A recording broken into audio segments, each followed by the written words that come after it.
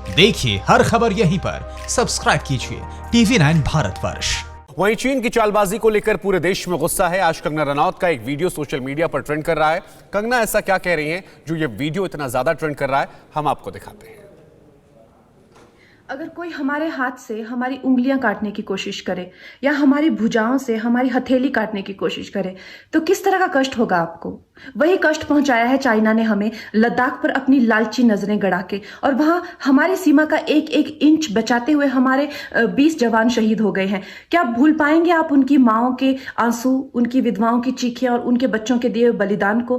क्या ये सोचना ठीक है कि सेनाओं का जो सरहदों पे जो युद्ध होता है वो सिर्फ सेनाओं का होता है, वो सिर्फ सरकार का होता है? क्या उसमें हमारा कोई योगदान नहीं है?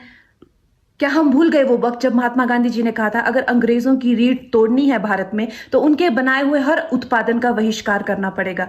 तो क्या ये जरूरी नहीं है कि हम भी इस युद्ध में हिस्सा लें? क्योंकि लद्दाख सिर्फ एक जमीन का टुकड़ा नहीं है, भारत की अस्मिता का एक बहुत बड़ा हिस्सा है, भारत की हथेली है। हम उसे किसी तरह से इस दुश्मनों के उनके गंदे इरादों में सफल नहीं होने दे सकते। तो क्या हम लोगों को इसमें हिस्सा नहीं लेना चाहिए कि जो चाइनीज जितनी भी गुड्स हैं, जितने भी उनके प्रोडक्ट्स हैं, जिन भी कंपनीज में उन्होंने इन्वेस्ट किया हुआ है, उनसे उनको रिटर्न्स आते हैं, रेवेन्यूज आते हैं, ऑर्गेनाइजेशंस हैं, उन सब का बहिष्कार करें ताकि वो उस संपत्ति से जो यहां से इंडिया से इकट्ठी करके जाते हैं उस संपत्ति से हथियार खरीद के हमारे सैनिकों के सीने छन्नी करते हैं। तो क्या हम इस युद्ध में हम चाइना का साथ दे सकते हैं? आप बताइए।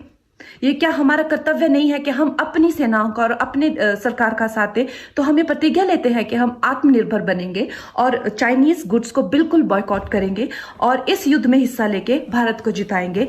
जय हिंद। परवाह देश की, सोमवार से शुक्रवार रात 10 बजे TV9 भारतवर्ष पर।